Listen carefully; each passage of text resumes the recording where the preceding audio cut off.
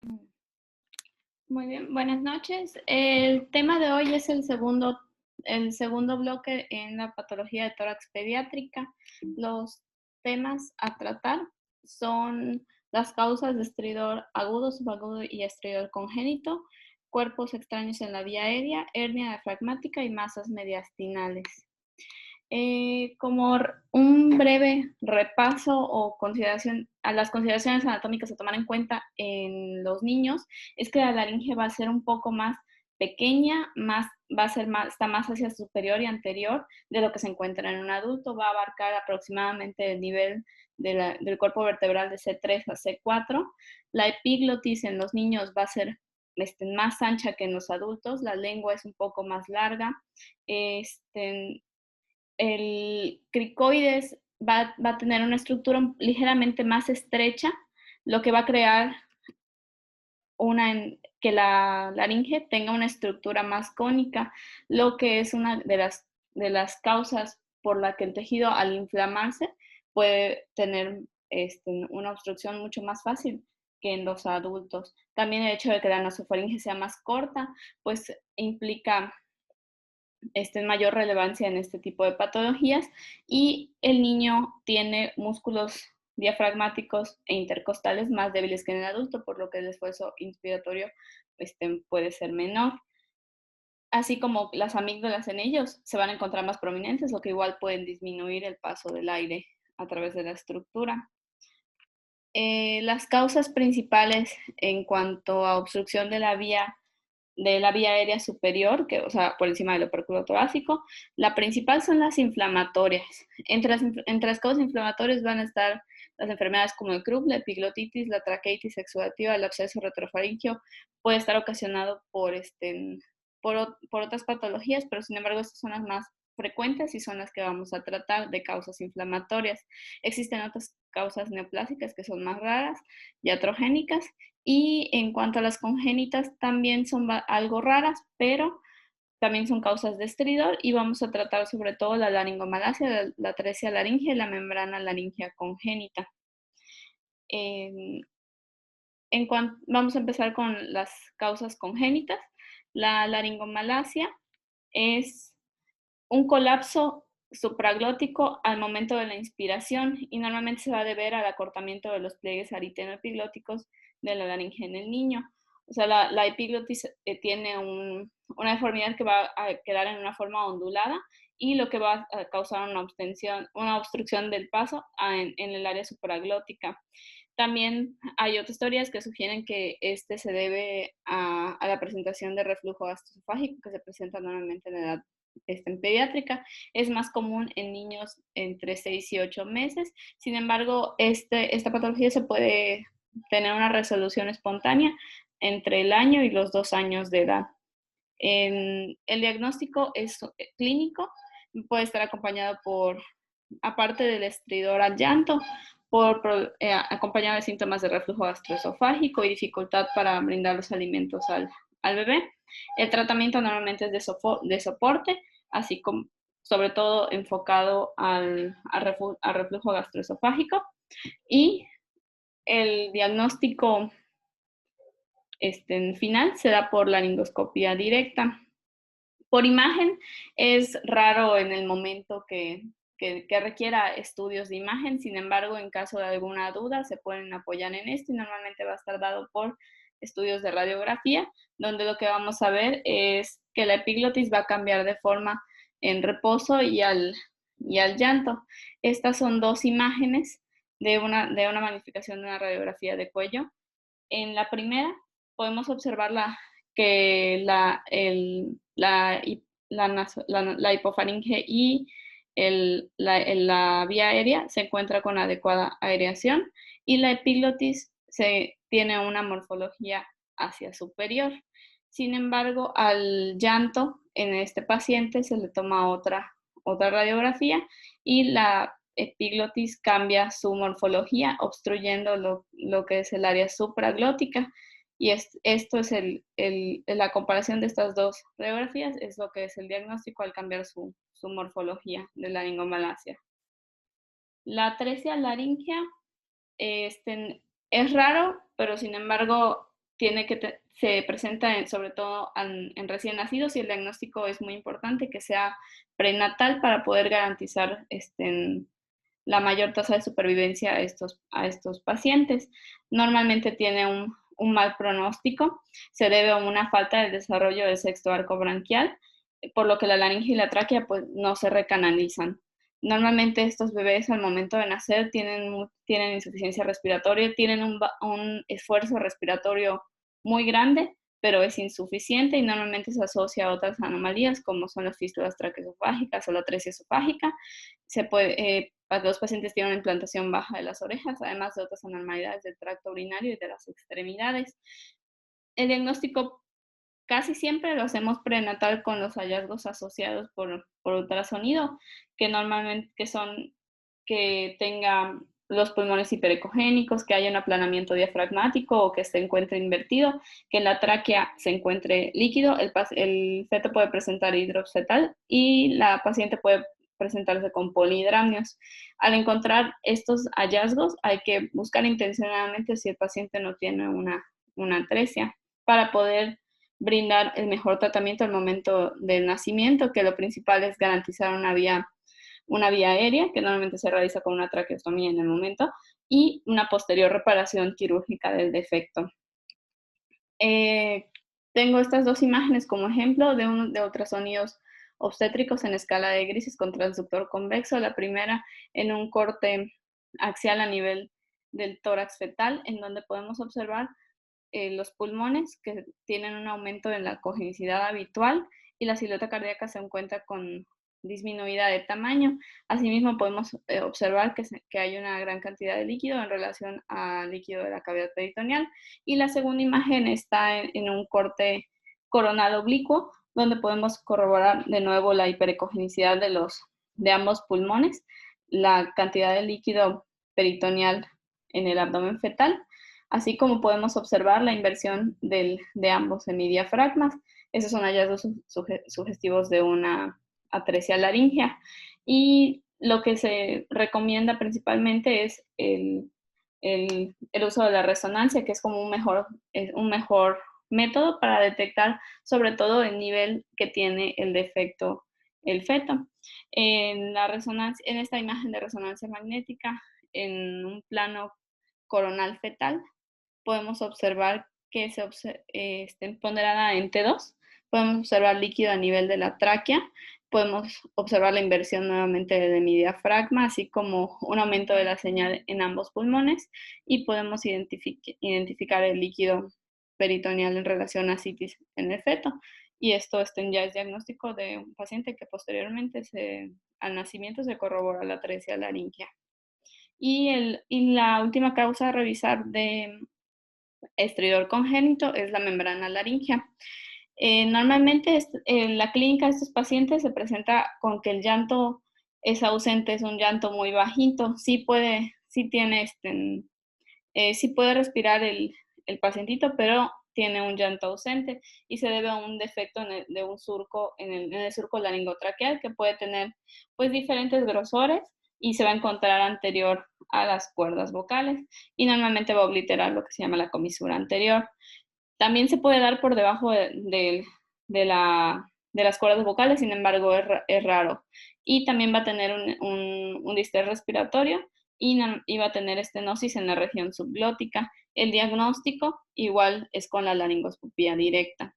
Sin embargo, en ciertas ocasiones se puede apoyar en estudios de método de imagen y se recomienda que sean estudios en la radiografía, pues normalmente no hay un dato característico, por lo que se sugiere que sea el siguiente método, que sería una tomografía, lo que nos va a brindar lo que es la localización exacta de la membrana, nos va a brindar el grosor y la extensión que puede tener esta membrana. De ahí la importancia de las reconstrucciones o sobre todo de los métodos en 3D, que tienen un valor diagnóstico muy similar a la laringoscopía directa. Como ejemplo tenemos primero esta imagen de tomografía de cuello en corte axial con ventana para tejidos blandos, en donde observamos que a nivel de la laringe y del cartílago, a nivel del cartílago tiroides, podemos ver una imagen de señal de tejidos blandos, que ahorita era la comisura anterior. En una reconstrucción virtual, podemos observar la presencia de la membrana en la misma comisura anterior bucal y en la superposición de la reconstrucción 3D con una reconstrucción sagital podemos ver la extensión y que disminuye pues el área en comparación con una imagen de la laringoscopía en este mismo paciente. Podemos observar que la reconstrucción virtual y la laringoscopía pues son muy similares y bastante precisas, lo que podría ser un método menos invasivo para el momento del diagnóstico del paciente. Como de las principales causas inflamatorias principales causas de estridor, tenemos lo que es la laringotraqueitis aguda, que va a ser una inflamación en el área subglótica. Normalmente se va a deber a virus, que puede ser como el virus de la parainfluencia, tanto del subtipo 1 como del subtipo 3. Puede estar asociada también a otros virus, que son el rinovirus, enterovirus, el sincitial respiratorio, la influenza y el sarampión. Como también puede estar asociado a otros organismos, como son la difteria o el Mycoplasma pneumoniae. Va a ser causa de un estridor inspiratorio. Dependiendo del tipo de estridor, podemos igual sospechar la patología, porque hay estridor inspiratorio, expiratorio, y también hay un estridor que puede ser prolongado, pero pues la laringotraqueitis causa un estridor inspiratorio. El diagnóstico igual va a ser clínico, sin embargo, sí nos podemos apoyar de los métodos de imagen. Va a tener un predominio en el sexo masculino, aunque es muy ligero. Sobre todo se tiene que sospechar en niños, que desde los 6 meses hasta los 3 años, y sobre todo durante las épocas de invierno. La clasificación de la laringotraqueitis va a ser en leve, moderada y severa, pero esto va a depender del esfuerzo expiratorio y también es una clasificación en clínica. La leve va a ser cuando solo se presente o en reposo o en agitación. La moderada va a ser cuando tenga una retracción intercostal pero leve, pues tiene el estridor y tiene la taquipnea. Y el severo va a ser cuando ya presente alteraciones de la conciencia y la retracción intercostal sea muy pronunciada. También normalmente es un cuadro que es autolimitado y solo requiere tratamiento de soporte. Sin embargo, hay la presentación atípica, que va a ser fuera del grupo de rango de edad, o van a ser episodios muy recurrentes y pueden o no tener los pródromos de una etiología viral. Y también puede complicarse con lo que es la laringotraqueobronquitis, que ya va a ser un involucro de la vía aérea inferior. Lo característico es que los niños presentan una tos de ladrido o una tos de foca, que va a empeorar durante la noche y empeora también el llanto. También puede estar asociado en pacientes que se presenten menor a 6 meses, que sería como un cuadro atípico. Se puede asociar a otras causas que presente el paciente, como que tenga un hemangioma, que tenga estenosis, que tenga un defecto de fusión o que tenga parálisis de las cuerdas vocales, además de que también se puede asociar al reflujo gastroesofágico, a los pacientes que presenten asma y a los pacientes que fueron prematuros. En cuanto a los estudios de imagen, la bibliografía refiere que al ser una patología que puede condicionar una emergencia para el paciente, solo se solicitan en el caso de que tengan duda diagnóstica y las condiciones clínicas del paciente lo permitan, por lo que no es habitual realizar estos estudios. En el caso del CRUP, es clásico lo que se llama el signo del campanario. Se observa una radiografía AP lateral, donde vamos a ver un estrechamiento de la región supraglótica. Tenemos esta primera imagen de una radiografía en AP de cuello, en donde podemos observar que el área subglótica presenta una morfología normal con bordes convexos y laterales, los bordes son lisos, presentan un contorno bien definido y una adecuada aireación de la vía aérea. Sin embargo, en los pacientes con CRUP vamos a observar la pérdida, sobre todo de estos bordes, lo que le llaman como los hombros de la laringe. Tenemos este ejemplo de radiografía de cuello en una proyección AP, en donde se va a observar la pérdida de la morfología habitual, adoptando una forma como en punta, lo que se conoce como el signo del campanario. También se puede apoyar el método diagnóstico en una radiografía lateral, en donde en el caso de esta patología vamos a ver un ensanchamiento del tercio superior de la hipofaringe, perdón. En este caso podemos ver una radiografía lateral de cuello en donde no se delimita adecuadamente la región subglótica, observando estrechamiento de la misma región y una distensión de la hipofaringe. Esta sobredistensión también puede darse en caso de que el paciente presente en llanto, y no hay que confundir, sino hay que tener las dos proyecciones para poder hacer la correlación, que no sea debido al llanto y que sí sea debido a la patología. Sí, la siguiente patología a revisar es la epiglotitis, que va a ser una inflamación de la epiglotis y de los tejidos circundantes, que va a ocasionar una obstrucción de la vía respiratoria. También va a estar caracterizado por un estridor de tipo inspiratorio. Esta patología normalmente se presenta actualmente en niños desde 1 año hasta 14 años, con una mayor incidencia hacia los 14 años, ya que está relacionada mucho a la vacuna del Hemófilos influenzae. Y gracias a esta vacuna, pues hemos podido encontrar que los casos que se presentan pues ya no son en niños tan pequeños. Este microorganismo presenta una incubación de 2 a 3 días y el cuadro clínico va a estar dado por fiebre, por un cuadro de tos igualmente, pero esta patología constituye en sí una emergencia, ya que la inflamación de la epiglotis ocasiona una disminución de la inspiración muy grave en niños, y la mayoría de los niños presentan en una posición muy característica, como podemos observar en la imagen, que es una posición en trípode, donde ellos se pueden sentar hacia adelante con la boca abierta y el cuello estirado para poder tratando de respirar mejor. También va a estar acompañado de disfagia y de disfonía, así como de enronquecimiento. También, aparte del virus del hemófilos, también puede estar asociado a otros agentes como son el estreptococo beta hemolítico de grupo A, estafilococcus aureus, Klebsiella pneumoniae, virus del Epstein-Barr, varicela y parainfluenza. También se ha observado que esta patología puede tener un segundo pico de incidencia, que ya es en adultos alrededor de los 40 años y no tiene un predominio de sexo. Se presenta de igual forma en masculinos que en femeninos. Esta patología normalmente amerita una intubación de emergencia y un tratamiento con corticosteroides, por lo que no es muy común tampoco hacer estudios de imagen, y solo en caso de que haya duda y que el paciente esté en condiciones clínicas para realizarse el estudio se haría, y se apoya principalmente en las radiografías y sobre todo en la radiografía lateral del cuello. Se puede realizar tanto de pie como sentado dependiendo de las condiciones del paciente. El dato característico es que la epiglotis va a presentar una pérdida de su morfología con un aumento difuso de su tamaño, lo que ocasiona lo que se conoce como el signo del pulgar. Tenemos esta primera imagen de un scout en un plano sagital, en donde observamos la morfología habitual que presenta la epiglotis, permitiendo el adecuado paso del aire.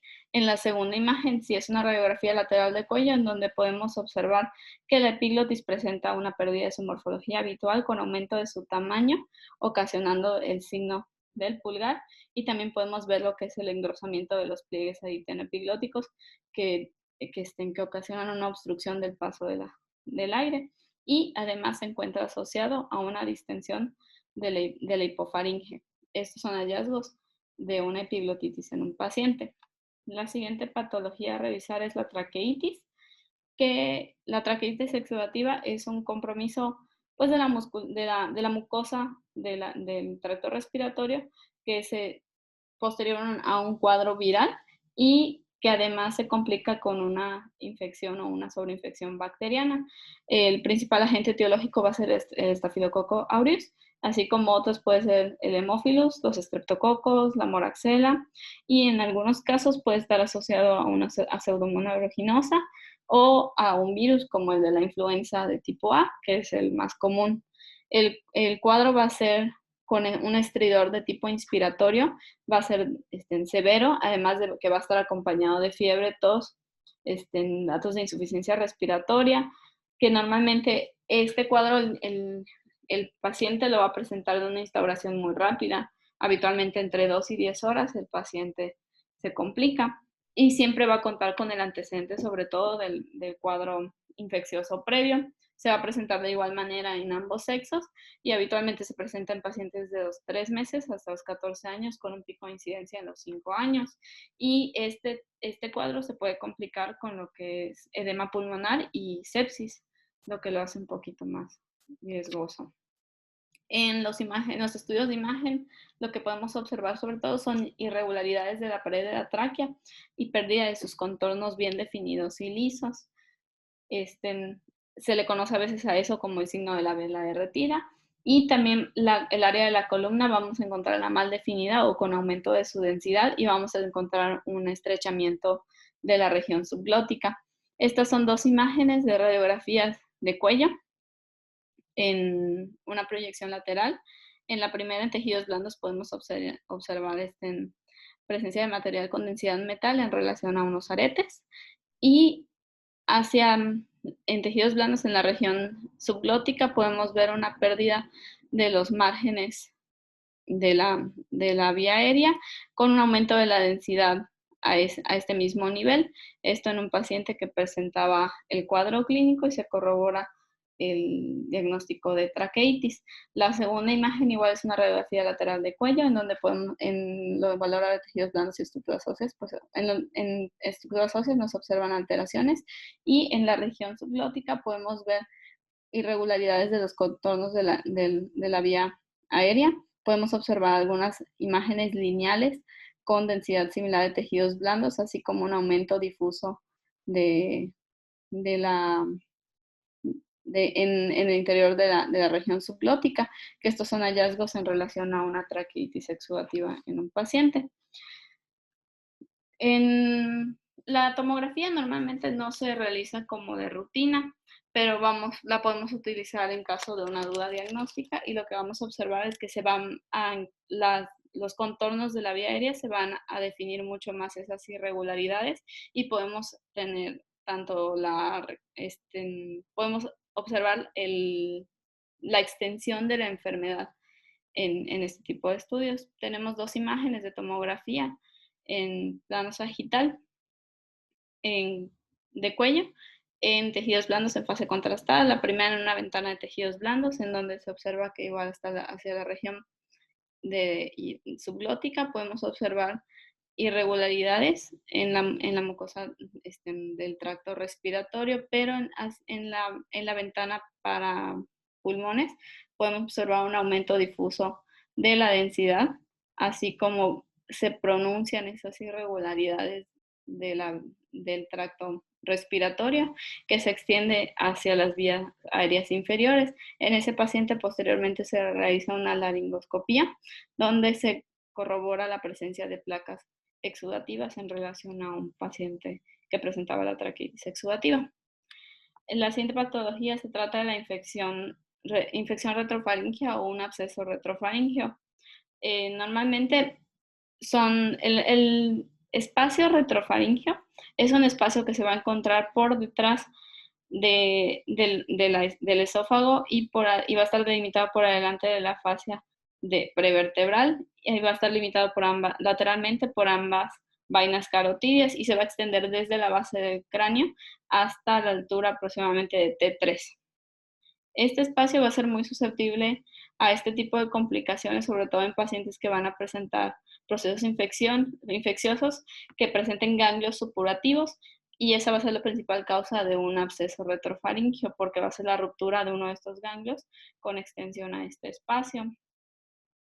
El 50% de los pacientes que presenten una infección retrofaringea van a tener el antecedente de una infección de vías respiratorias superiores, hasta en un 50%.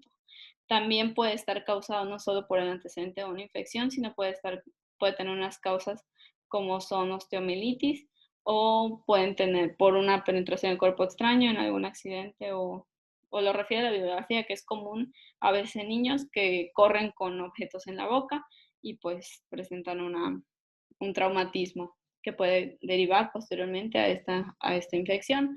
Va a tener un pico de incidencia entre los 2 y los 4 años y va a estar dado por un cuadro de malestar general, con fiebre, con cansancio, con dolor, con disnea, con disfagia y normalmente tiene una etiología polimicrobiana, sobre todo con presencia de Staphylococcus aureus, Haemophilus influenzae y los estreptococos.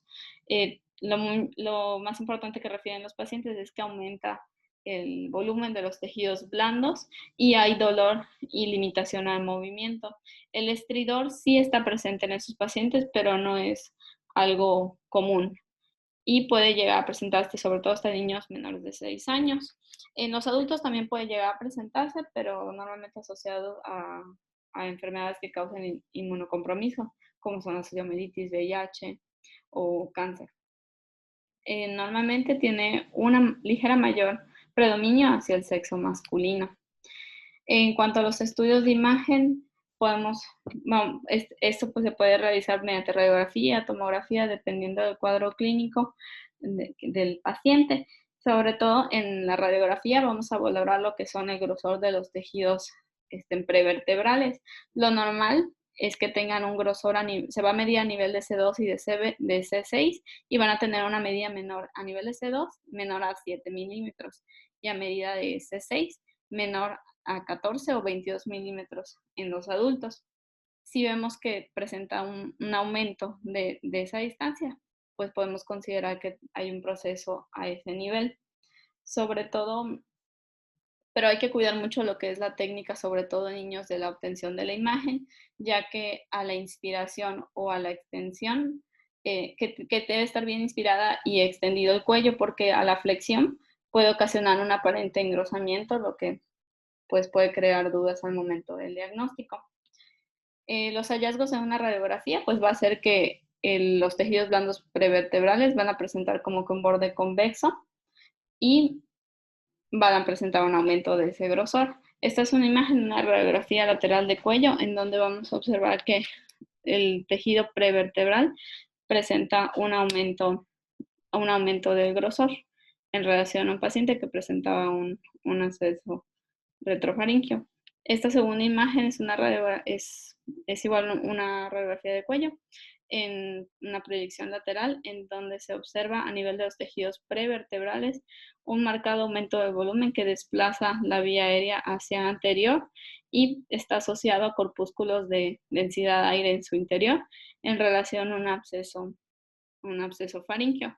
A ese mismo paciente se le realizan estudios de extensión como la tomografía, que se va a utilizar en los casos de duda, y se corrobora la presencia de una colección a nivel del espacio retrofaringio, que a la aplicación de medio de contraste va a presentar un realce periférico y en la reconstrucción sagital podemos observar los mismos corpúsculos de densidad de aire dentro de la colección en relación a un absceso retrofaríngeo.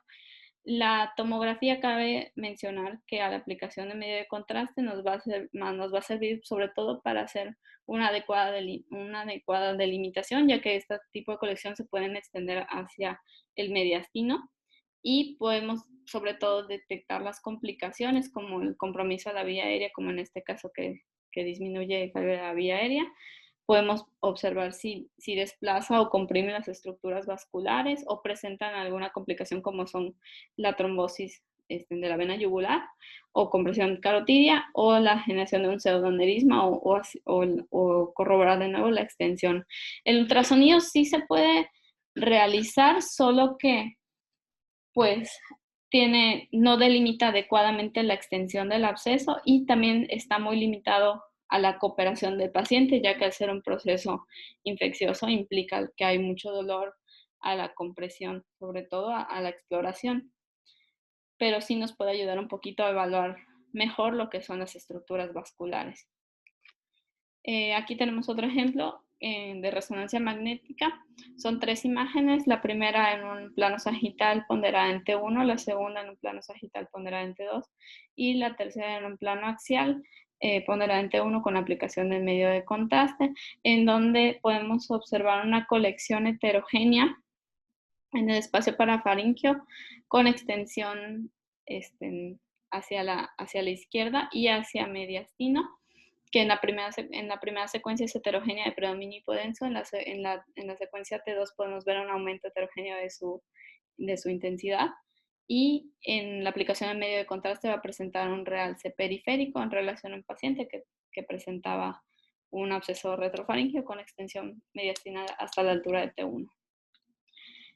Los cuerpos extraños de la vía aérea. Normalmente esto va a estar dado en niños, sobre todo menores de 2 años. Puede clasificarse dependiendo de la localización del tipo de del cuerpo extraño, si va a estar en vías aéreas superiores o en vías aéreas inferiores.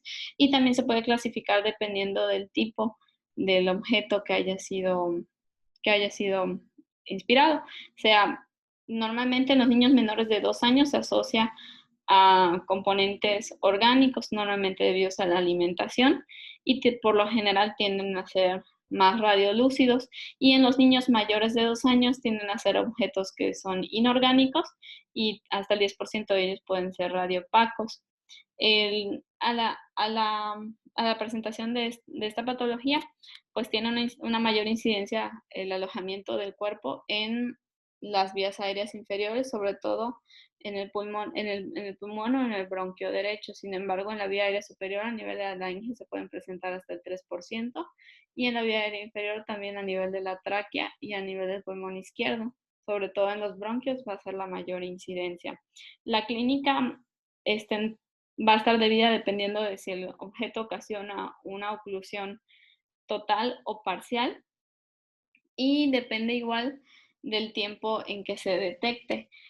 Normalmente pueden tardar hasta 24 horas dependiendo si ocasiona una oclusión total o una oclusión incompleta, y puede ser que se detecte hasta un poquito más tardío, por lo que la clínica sí va a cursar con un periodo de asfixia, pero si es una obstrucción parcial, puede ser solo inmediata y va a presentarse con tos persistente, o el paciente va a estar asintomático en las primeras horas, o puede presentar en episodios de neumonía recurrente.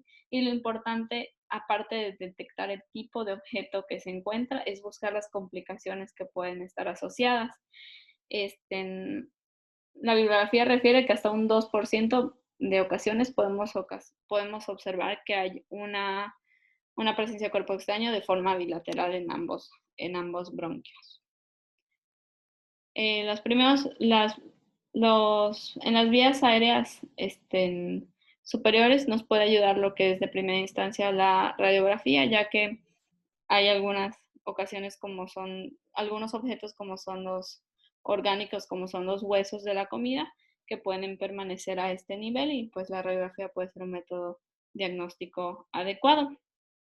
En el caso de estas dos imágenes de radiografía de cuello en una proyección lateral, en la primera podemos observar que hasta hacia la región supraglótica, una imagen lineal con densidad similar a lo que es los tejidos óseos en relación a una espina de pescado en un paciente que presentaba disfonía y dolor.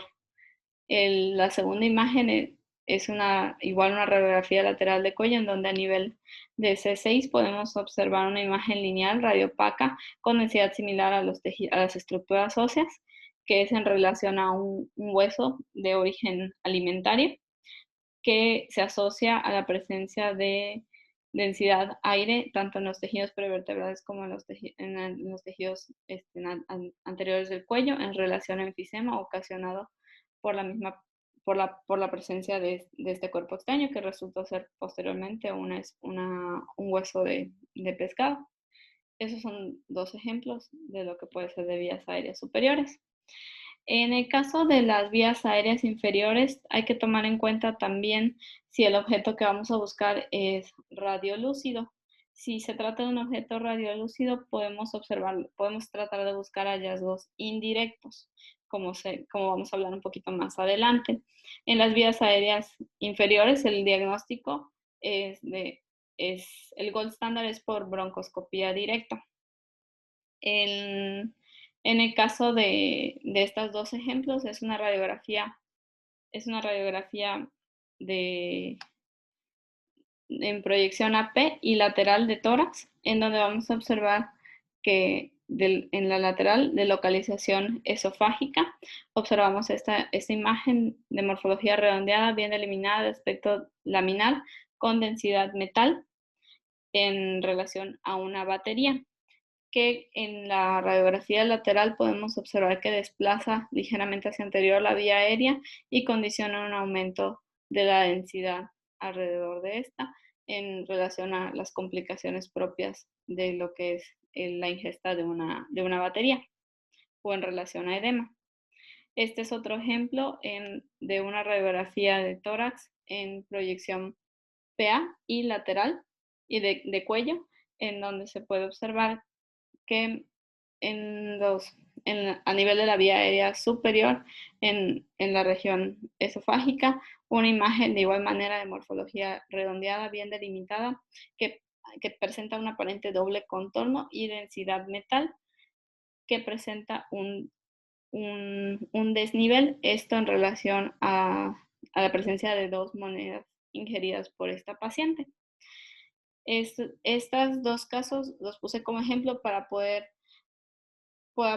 diferenciar el aspecto habitual que presenta una batería al aspecto que puede presentar una moneda, y que nos tenemos que apoyar con los estudios laterales para poder delimitar adecuadamente la localización, si es en vía aérea o es en el esófago.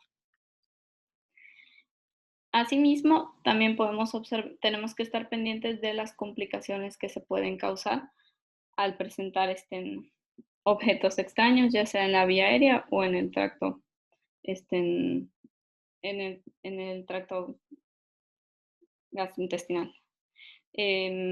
Estas 2 imágenes igual son 2 ejemplos de radiografía lateral del cuello del mismo paciente a diferentes tiempos. La primera es la inicial, en donde en el valorador de tejidos de estructuras óseas nos observan alteraciones, pero en la valorable de tejidos blandos a nivel de los tejidos prevertebrales podemos observar una imagen lineal con densidad similar a hueso en relación a un cuerpo extraño de origen alimentario que no fue detectado al momento de este estudio. Sin embargo, en un control y la persistencia de los síntomas de dolor, disfonía y disfonía, se observa que hay un aumento en el grosor a ese mismo nivel, persistiendo la imagen radiolúcida, y que se acompaña de zonas con menor densidad o densidad similar al aire en relación a enfisema como complicación de un cuerpo extraño en este nivel.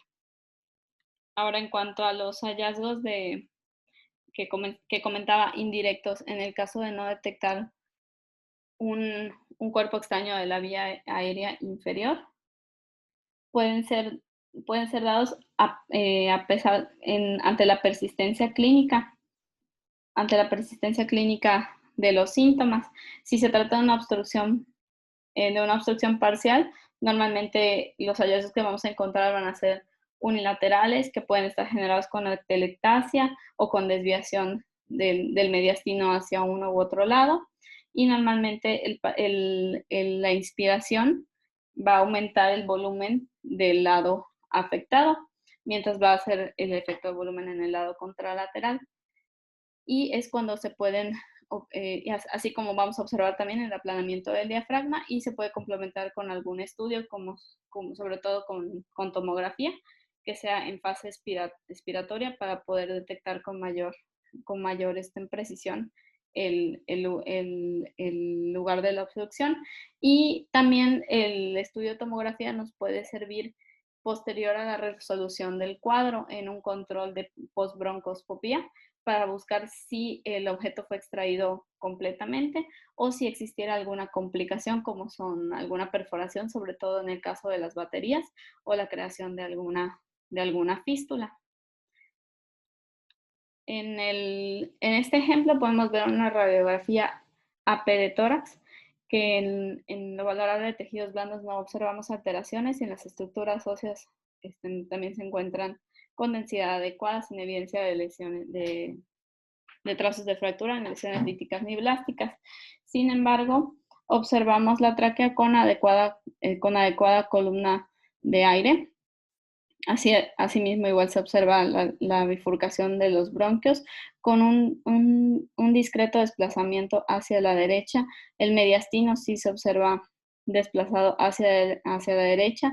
Los ángulos cardiofrénicos y costofrénicos se observan sin ocupación, pero en el pulmón izquierdo observamos un aumento pues, marcado del volumen con un aplanamiento del hemidiafragma ipsilateral, así como una disminución de su densidad.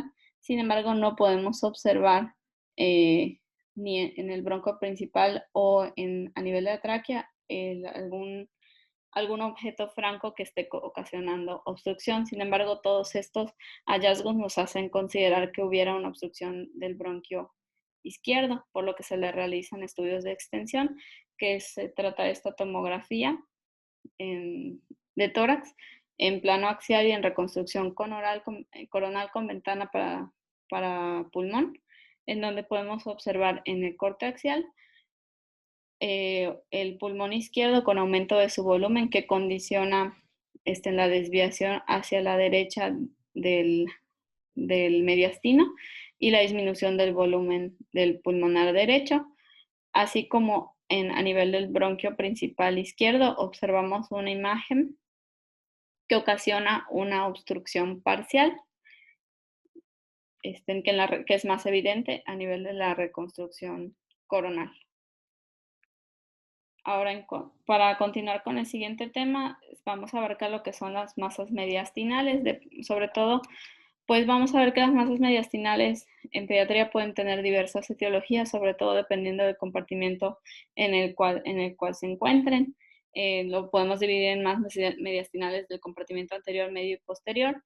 Entre las anteriores van a estar las principales, son debido a las 4T, afecciones del timo, linfoma, el teratoma y afecciones de la tiroides. Sin embargo, en pediatría las principales van a ser sobre todo dependientes del timo, como son la hiperplasia tímica, el timoma, el carcinoma tímico, el quiste tímico y el timolipoma, y así como el linfoma y el teratoma.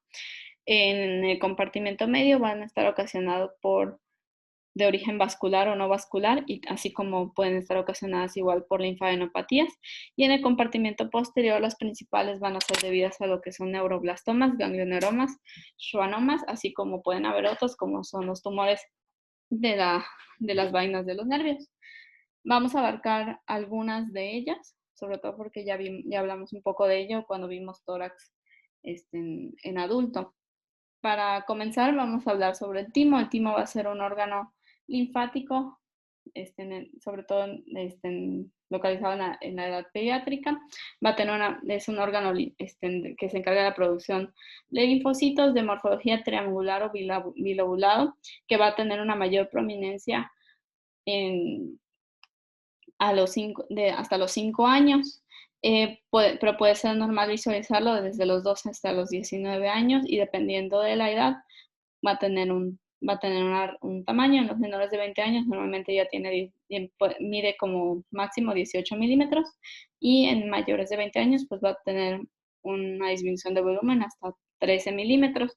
Conforme pues el paciente va creciendo, el timo va perdiendo su morfología y va a adoptar una morfología más triangular y va a reducir su tamaño, por lo que es importante tenerlo en cuenta que hasta los 5 años puede estar prominente y podemos confundirlo con una masa mediastinal. La primera es una radiografía de tórax en AP, en donde observamos en la valorable de tejidos blandos y estructuras óseas sin evidencia de alteraciones. Y la tráquea se observa central con adecuada aireación, así como los bronquios, pero el mediastino se observa ensanchado, a expensas, pues, a expensas del timo, que vamos a observar ciertos signos característicos. En este caso, en el borde izquierdo podemos observar que presenta un contorno ondulado, esto debido a la proyección de los arcos costales sobre el mismo, y se va a conocer como el signo de la ola, que es normal en un timo en un paciente pediátrico. Y por lo demás de la radiografía no observamos ninguna alteración. Las siguientes dos imágenes es una radiografía AP y lateral de tórax, en donde de igual manera en tejidos blandos y estructuras óseas no presenta alteraciones, pero el mediastino se va a observar ensanchado a expensas del timo. En la radiografía AP podemos observar en el hemitórax derecho una imagen triangular bien definida de bordes lineales con densidad de tejidos blandos en relación al signo al signo de la vela de un timo normal, y en la lateral podemos observar que presenta un adecuado límite con la cisura en relación a hallazgos normales de un timo en un paciente pediátrico. Ahora, la hiperplasia tímica es la causa más común del aumento de volumen del timo en la edad pediátrica.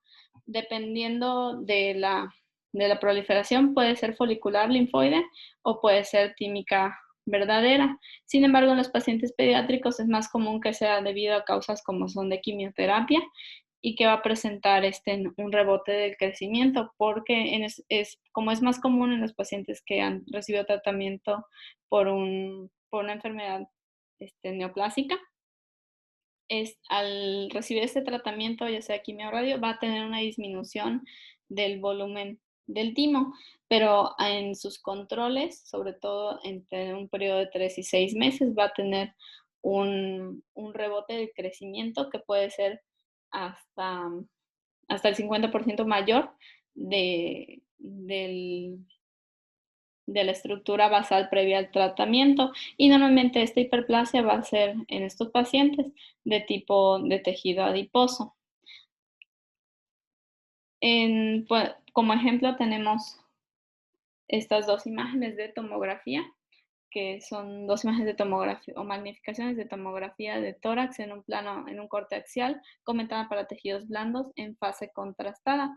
La primera es posterior a un tratamiento de quimioterapia, donde observamos que en el compartimento anterior el timo presenta una densidad homogénea y una morfología triangular bien delimitada y de un tamaño pequeño. Sin embargo, en el control a los 6 meses podemos observar en el compartimento anterior un crecimiento del timo adoptando una morfología ya no triangular sino romboide, que presenta una densidad homogénea en relación a una hiperplasia tímica en un paciente que recibió quimioterapia. El timoma, a pesar de ser una neoplasia del compartimento anterior, que puede presentarse hasta en un 20% en los adultos, en la población pediátrica va a ocupar hasta el 1 o 2% de las neoplasias mediastinales. Es una neoplasia de tipo epitelial que va a contener algunos linfocitos, y normalmente en los niños puede presentarse con un síndrome paraneoplásico que va a cursar con hipogamaglobulinemia, aplasia de las células rojas, miastenia gravis. Normalmente esto, en cuanto a la clínica, puede ser debido aparte del síndrome paraneoplásico, si ocasiona síntomas por el tamaño de la lesión o puede hallarse de forma incidental. Se va a clasificar de dos tipos dependiendo de lo que es la cápsula, que es habitual en estas neoplasias. Invasivo si ya presenta ruptura de la cápsula, y va a presentar invasión sobre todo a nivel a las paredes torácicas y a las estructuras mediastinales, así como es común que invadan lo que es la pleura, y normalmente en este tipo tienden a recurrir posterior al tratamiento quirúrgico, o no invasivo si se presenta dentro de los límites de la cápsula. Esta neoplasia va a tener como característica que van a tener sobre todo calcificaciones, pero a nivel de la cápsula, pero esas calcificaciones son raras, por lo general no calcifican.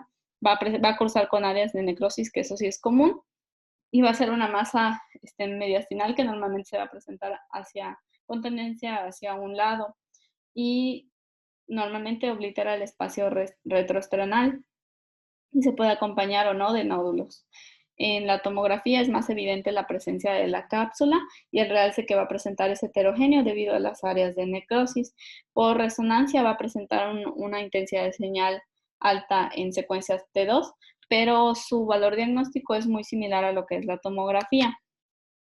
Como ejemplo, presento la primera imagen, es una magnificación de una tomografía de tórax ventana para tejidos blandos en fase contrastada, en donde observamos en el compartimento anterior y lateralizado hacia el hemitórax derecho una lesión de morfología ovalada bien definida que presenta un realce heterogéneo con áreas hipodensas que no presentan realce en su interior.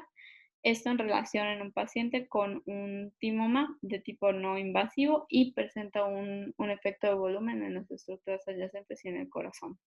La segunda imagen es igualmente una magnificación de una tomografía de tórax en un corte axial, comentando para tejidos blandos en fase contrastada, en donde en el compartimiento anterior y con extensión ocupando casi todo el hemitórax a ese nivel en derecho, una lesión de gran tamaño de morfología igual ovalada. Sin embargo, presenta pérdida de la interfase con lo que es la pleura y la pared torácica, que presenta un realce igual heterogéneo con algunas áreas más hipodensas en su interior en relación a un timoma ya de tipo invasivo al perder la interfase con las estructuras adyacentes, que también condiciona un efecto de volumen sobre el corazón hacia contralateral. La siguiente patología es el carcinoma del timo. Esta patología en pediátricos es bastante raro, habitualmente se va a presentar en adultos entre la quinta y sexta década de la vida. Va a corresponder a una neoplasia igual del mediastino anterior y los síntomas que va a presentar normalmente son muy inespecíficos, son síntomas como son tos, fiebre y pérdida de peso. Y los datos característicos que vamos a buscar en estos pacientes van a ser la presencia de calcificaciones con áreas de necrosis. Esta es una imagen como ejemplo de una tomografía de tórax en corte axial comentando para tejidos blandos, en donde en compartimiento anterior se observa una masa de morfología irregular que presenta algunas imágenes puntiformes hiperdensas en su periferia y un realce heterogéneo con algunas áreas hipodensas en su interior. Esta lesión presenta una pérdida de interfase con la pared torácica anterior y condiciona una lesión lítica a nivel del esternón. Esto que asimismo se asocia con la presencia de un derrame pleural derecho. Estos son hallazgos este, compatibles con un carcinoma de timo en un paciente de 6 años que presentaba la sintomatología y posteriormente se confirma el diagnóstico con histopatología. Ahora, el timolipoma es una tumoración que va a tener una incidencia entre los 3 y 56 años con una media de 22 años. Va a constituir el 5% de las neoplasias del timo. Normalmente no presenta síntomas, a menos que sea por tamaño, que ya tiene presentes síntomas compresivos y puede tener los mismos síntomas que tenía el carcinoma tímico, muy inespecíficos como son tos, disnea y dolor. Normalmente esta se trata de una neoplasia que va a tener tanto tejido del timo como un tejido adiposo. Todavía no se conoce muy bien la causa por la que sucede esta neoplasia. Muchos autores lo consideran como una variante de un timoma, pero normalmente esta lesión tiene un crecimiento gradual y ahí dice gratis, pero se asocia mucho a la presencia de miastenia gravis. Lo característico en estas lesiones es que vamos a encontrar esos dos clases de tejido por imagen. Como ejemplo, podemos tener esta imagen de radiografía de tórax en proyección posterior, en donde en lo valorable de tejidos blandos no se observan alteraciones en las estructuras óseas sin evidenciar lesiones líticas, blásticas ni trazos de fractura. La tráquea se observa con desviación hacia la derecha, pero con adecuada aireación. Y el mediastino pues, se observa ensanchado a expensas de una masa de localización extrapulmonar, lo que ocupa gran parte del hemitórax izquierdo, con densidad similar a los tejidos blandos y ocasiona efecto de volumen sobre mediastino y el pulmón contralateral. Y los ambos cardiofrénicos y costrofrénicos derechos pues se encuentran sin ocupación. Por tomografía a este mismo paciente se le realiza una tomografía en corte axial con ventana para tejidos blandos en fase contrastada, en donde se observa que la masa que se vio previamente en la radiografía presenta una densidad de tejidos blandos con algunas áreas de tejidos hipodensos lineares que corresponden a tejido tímico que no presenta realce, que eso sería lo característico del timolipoma, y también presenta un efecto de volumen sobre la silueta cardíaca. Esos son hallazgos característicos del timolipoma. Eh, Como ejemplo, también tenemos estas 3 imágenes de resonancia magnética en planos axiales. La primera ponderada en una secuencia T1 con saturación grasa, en donde en el compartimento anterior podemos observar una lesión de morfología irregular con densidad heterogénea de predominio hipodenso, que en la secuencia T2 podemos observar que las áreas que suprimían en la T1 ya presentan una señal intermedia, y también observamos que la señal tiene heterogénea con áreas de mayor intensidad y que la aplicación del medio de contraste en esta secuencia T1 contrastada no presenta un realce, que eso es característico de un timolipoma. En cuanto al linfoma, va a ser la tercera neoplasia más común en pacientes pediátricos. Normalmente va a dar síntomas respiratorios, pero debido al efecto de volumen que pueden causar sobre las estructuras, va a ser habitual que se presenten en menores de 20 años, y dependiendo de la estirpe, si es Hodgkin o no Hodgkin, va a tener un pico de incidencia. Si va a ser el del tipo Hodgkin, va a ser más frecuente en niños menores de 10 años, que el 80% va a tener un involucro, sobre todo de mediastino anterior. Habitualmente el linfoma no presenta calcificaciones, pero sí cursa con nódulos y derrames pleurales, y en el tipo Hodgkin vamos a presentar en síntomas B. En el tipo no Hodgkin va a tener un predominio masculino.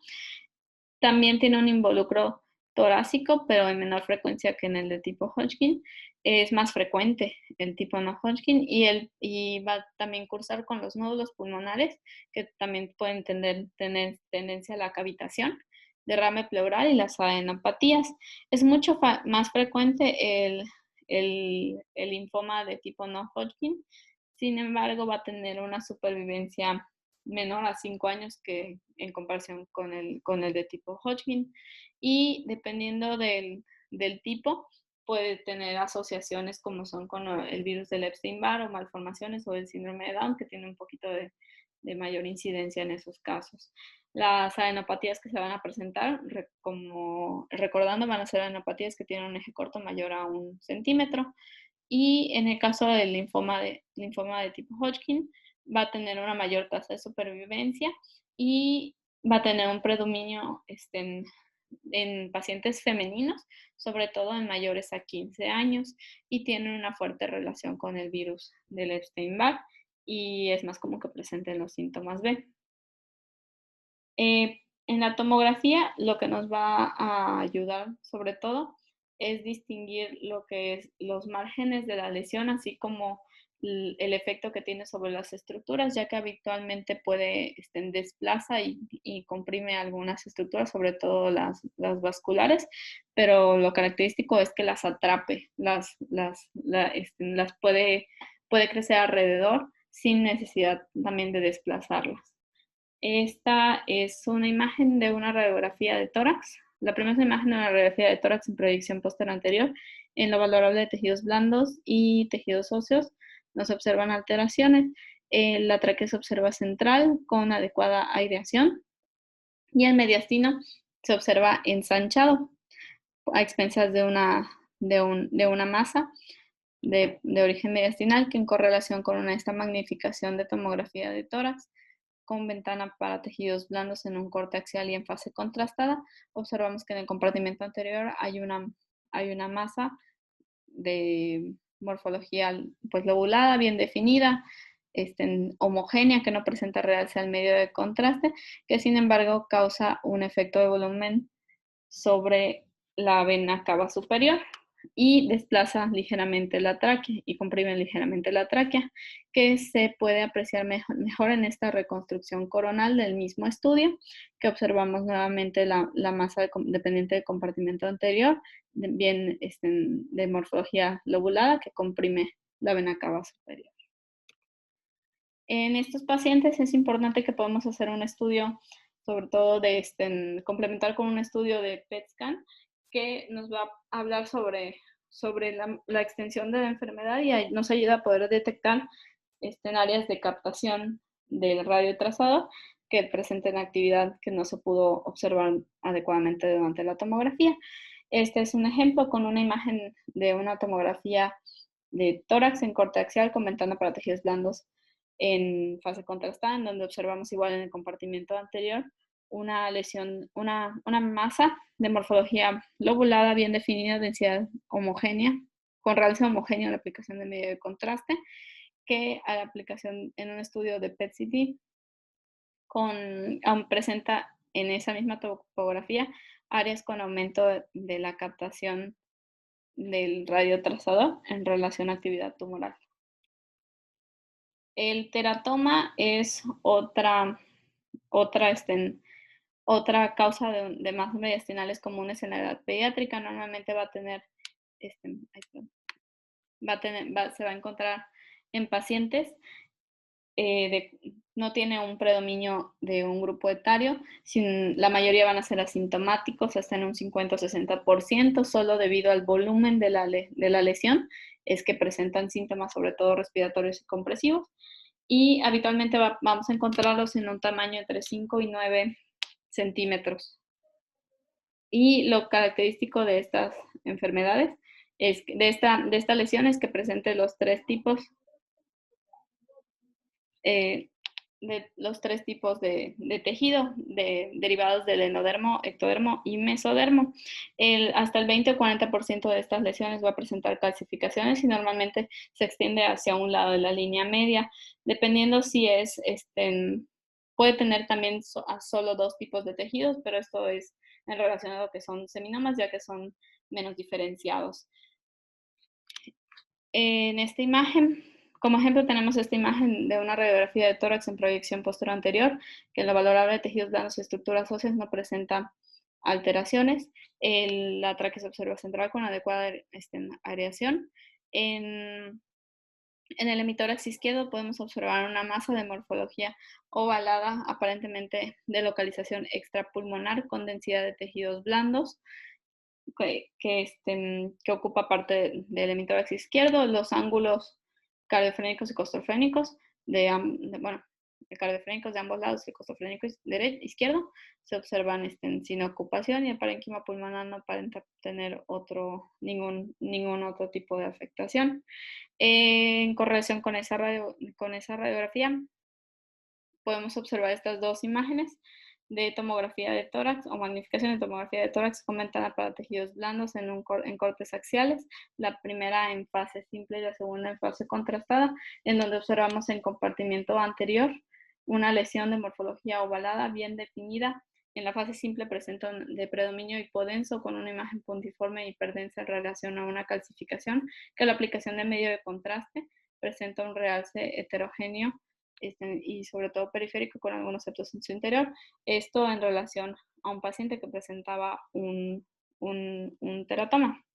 El siguiente ejemplo es una magnificación de una tomografía de tórax en un corte axial con ventana para tejidos blandos en fase contrastada, en donde observamos una lesión dependiente del mediastino anterior con extensión al hemitórax derecho, de morfología bien definida, ovalada, de heterogénea, de predominio hipodenso, que a la aplicación de medio de contraste presenta un realce capsular, y podemos observar que en su interior hay un área con menor densidad, similar a los tejidos grasos, y la presencia de una imagen puntiforme hiperdensa en relación a una calcificación.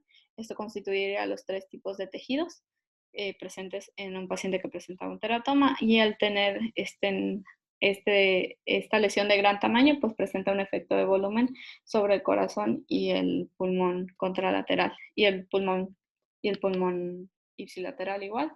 que condiciona una telectasia pasiva.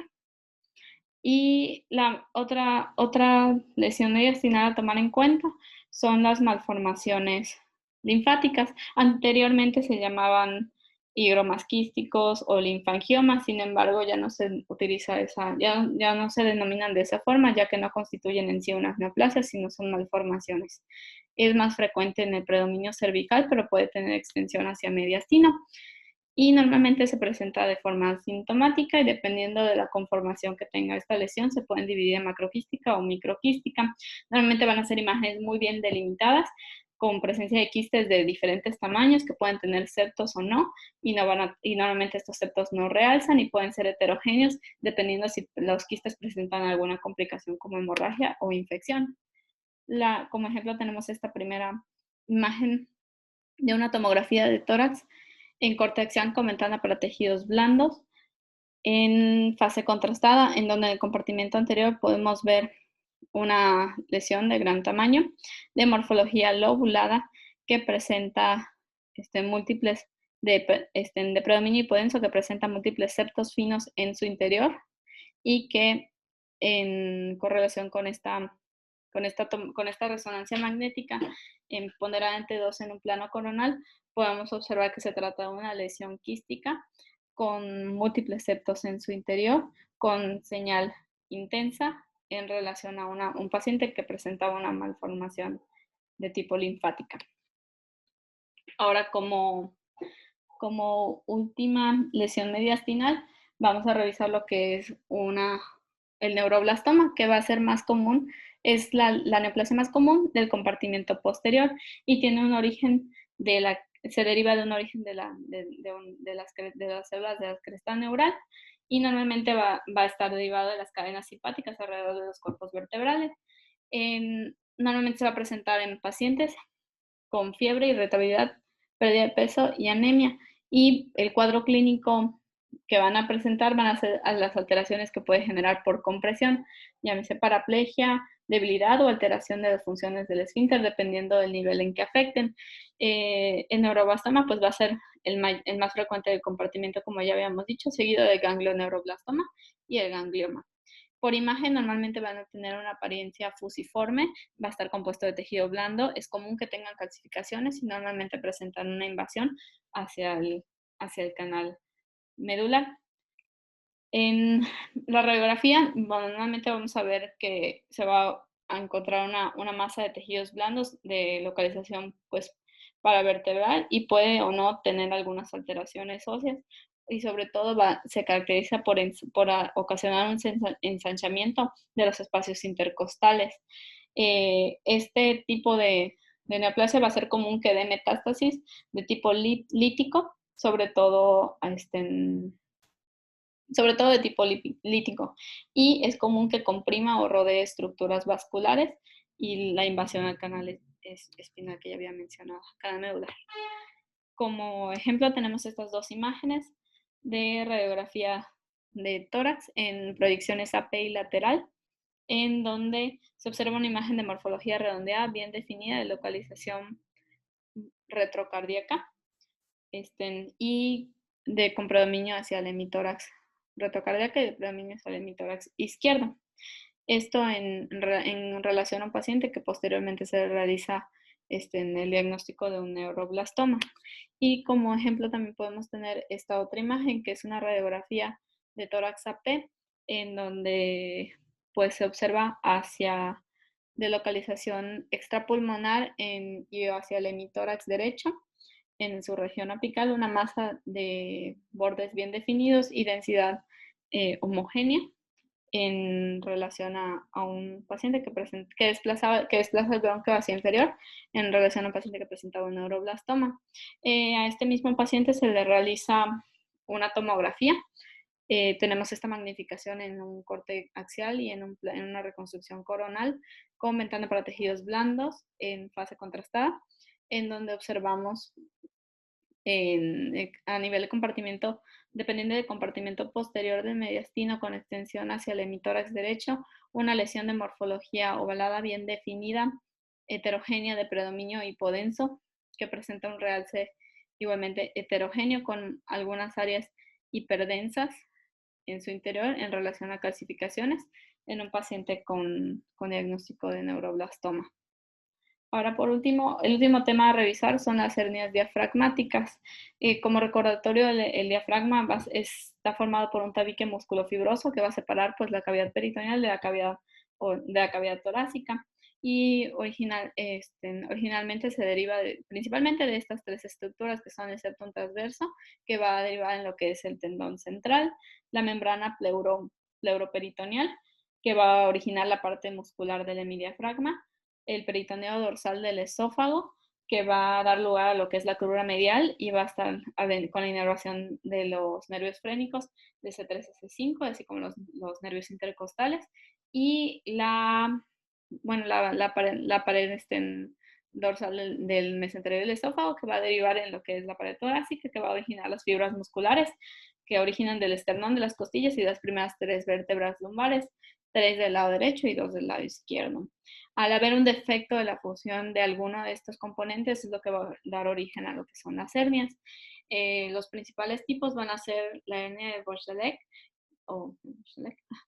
que es la más común, que va a ser posterolateral izquierda.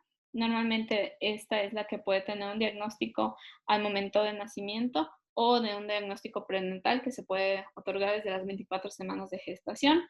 Va a presentarse hasta en 80% del lado izquierdo y tiene una incidencia en 1 de cada 2,000 nacidos, o en otras bibliografías de 1 en cada 5,000 recién nacidos. La segunda en frecuencia es la hernia yatal.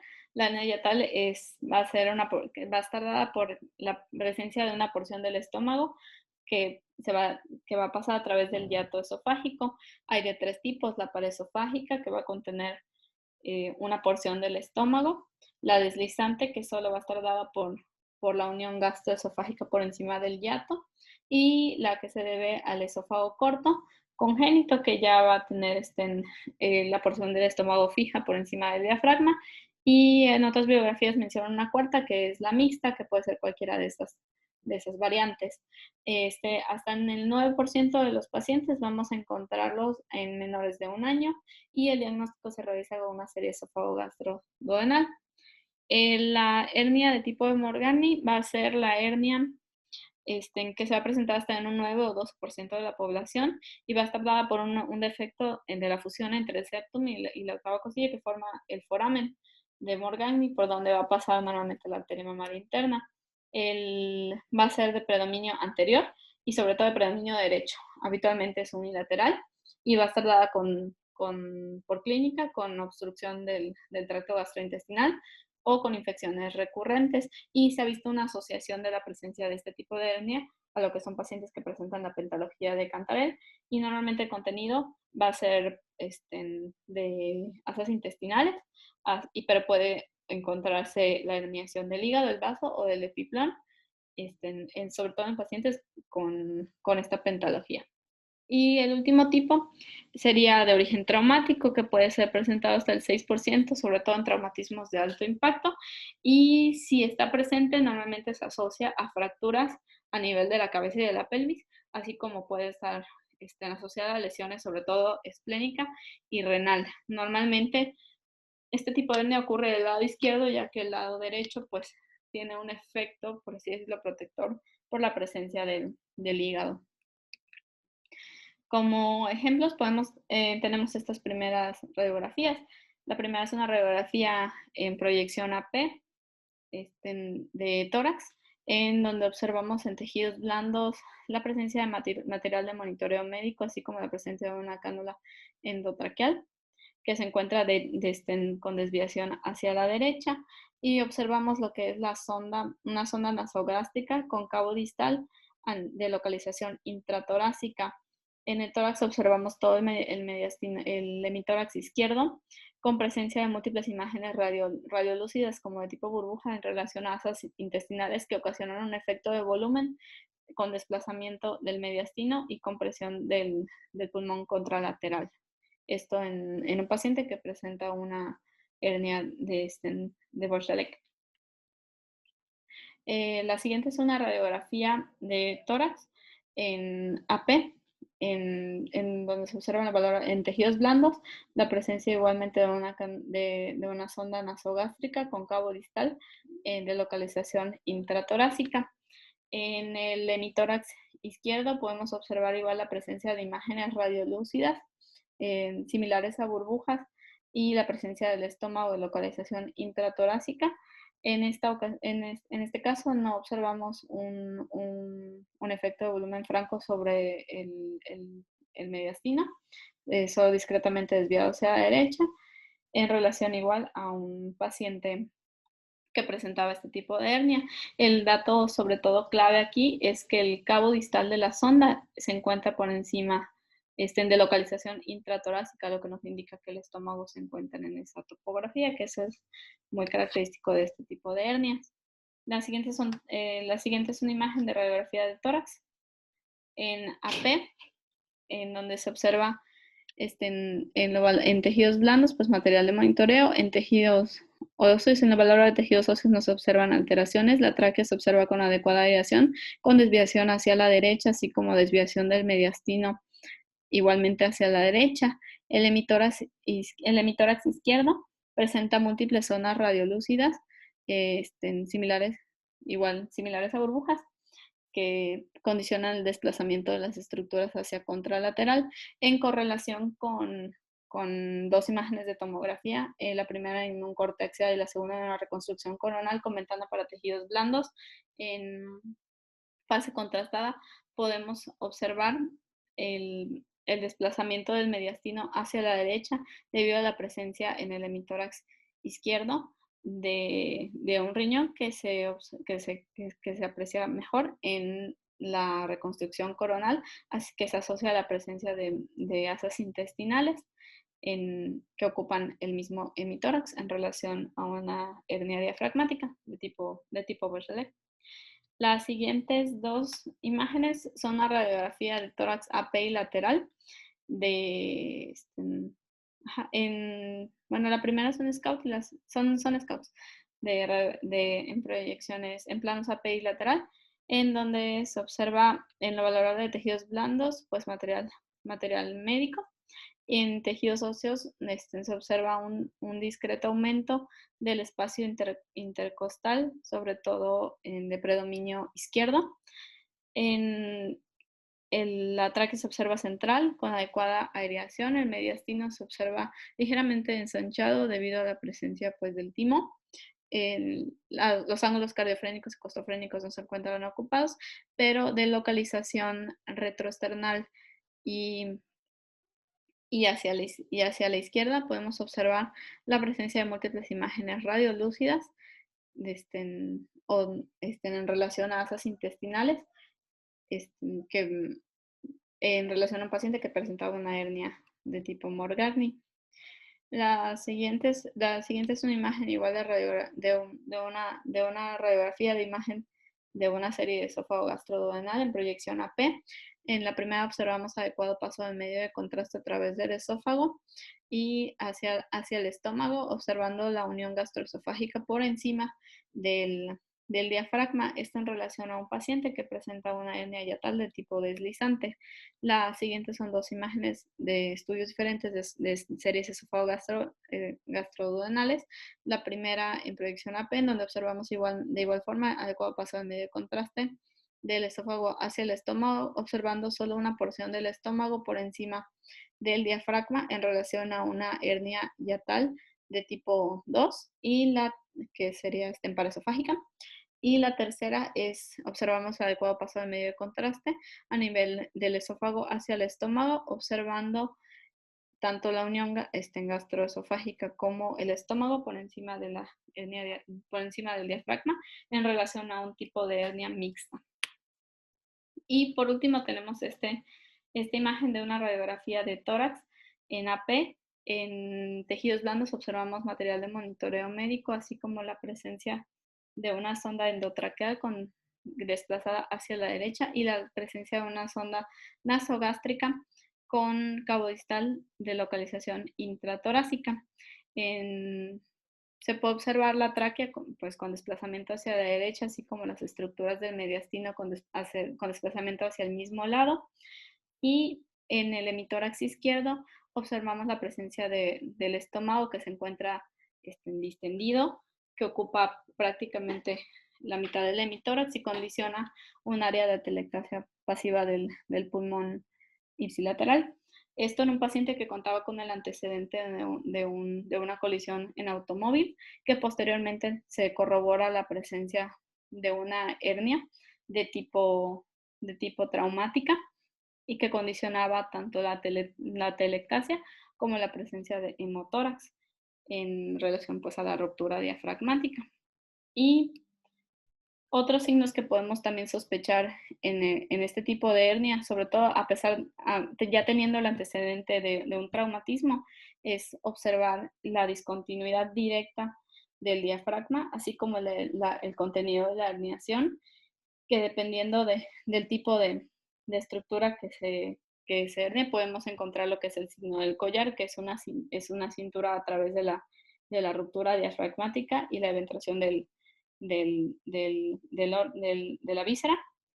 Y podemos observar igual cuando un signo que se llama signo de la víscera en declive, donde cuando hay una herniación, la víscera que se protruye ya no tiene un tejido de sostén, por lo que se observa en contacto con las costillas, con los arcos costales posteriores, sobre todo por la posición de la toma del estudio, y además de encontrar también lo que se llama el signo del diafragma enrollado, que son irregularidades del diafragma, sobre todo por contracción del músculo a nivel de donde se encuentra la ruptura.